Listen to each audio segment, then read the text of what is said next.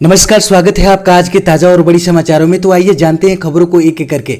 अगर इससे पहले कि आप हमारे चैनल पर नए हैं तो चैनल को सब्सक्राइब करके ऑल नोटिफिकेशन बिल को जल्दी से दबा दें ताकि आने वाले सभी लेटेस्ट न्यूज की जानकारी मिलती रहे।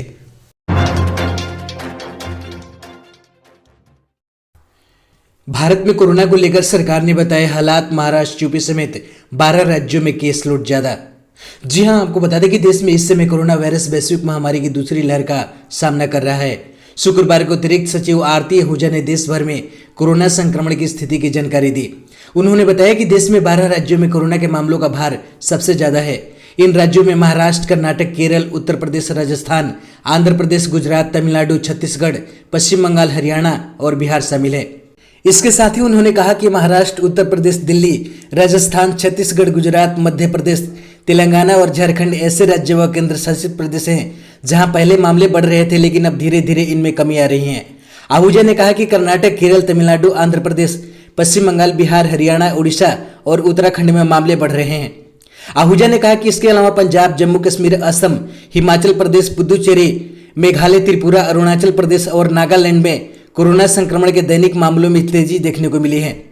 अतिरिक्त स्वास्थ्य सचिव ने बताया कि अभी तक 18 से 44 आयु वर्ग में आने वाले 11.8 लाख लोगों को वैक्सीन की पहली खुराक लगाई जा चुकी है। एसएससी, सीजीएल और सीएचएसएल की परीक्षाएं हुई स्थगित। कोरोना संक्रमण को देखते हुए आयोग ने लिया फैसला। जी हां, आपको बता दें कि देश में कोरोना वायरस संक्रमण को देखते हुए स्टाफ सिलेक्शन कमीशन यानी एसएससी ने कंबाइंड हायर सेकेंडरी परीक्षा सीएचएसएल और कंबाइंड ग्रेजुएट लेवल सीजीएल परीक्षाओं को स्थगित कर दी हैं। इसको लेकर आयोग ने शुक्रवार को नोटिस जारी किया है। इसके अलावा कांस्टेबल, जीडी, असम राइफल्स में राइफलमैन और जीडी और सेंट्रल आर्म्ड फोर्स पुलिस की कांस्टेबल जीडी भर्ती की परीक्षाएं टाल दी गई हैं। सीएचएसएल की परीक्षा 21 मई और 22 मई को आयोजित होनी थी, जबकि सीजीएल परीक्षा 29 मई से 7 जून तक कराई जानी थी। वहीं कांस्टेबल, असम राइफल्स में राइफल्समैन और सेंट्रल आर्म्ड फोर्स पुलिस भर्ती की परीक्षाएं मई के पहले सप्ताह में होनी थी। परीक्षा के लिए नई तारीखों का भी ऐलान नहीं किया गया है। एसएससी की ओर से कहा गया है कि परीक्षाओं की नई तारीख कोरोना की स्थिति का जायजा लेने के बाद घोषित की जाएगी। इसके बाद आयोग की ओर से कहा गया कि अभ्यर्थी नई तारीखों के लिए एसएससी की वेबसाइट समय समय पर देखते रहें। वेबसाइट पर ही नई तारीखों के बारे में जानकारी दी जाएगी।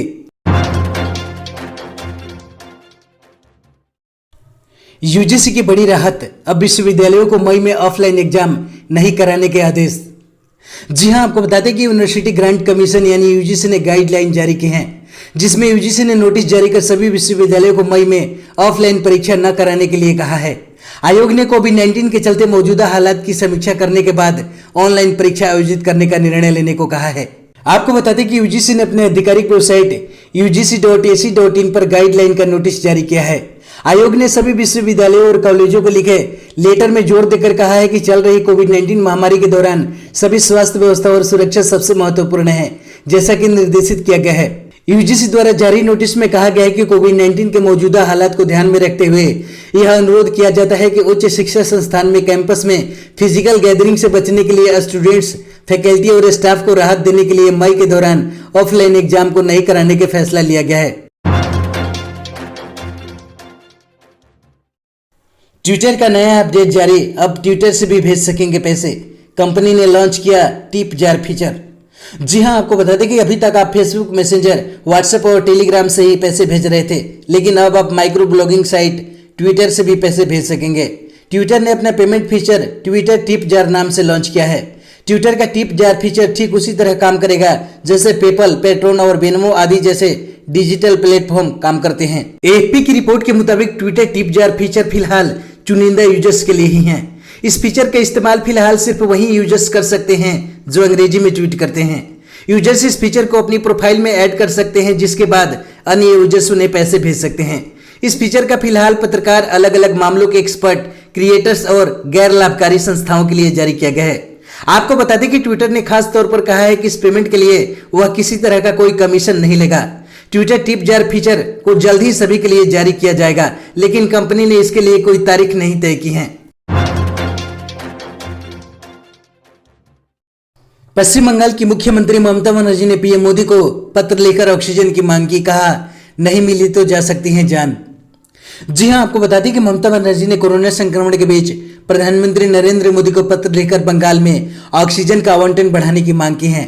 ममता बनर्जी ने पीएम मोदी से बंगाल के लिए कम से कम 550 मीट्रिक टन ऑक्सीजन के आवंटन के निर्देश दिए जाने की गुहार लगाई है।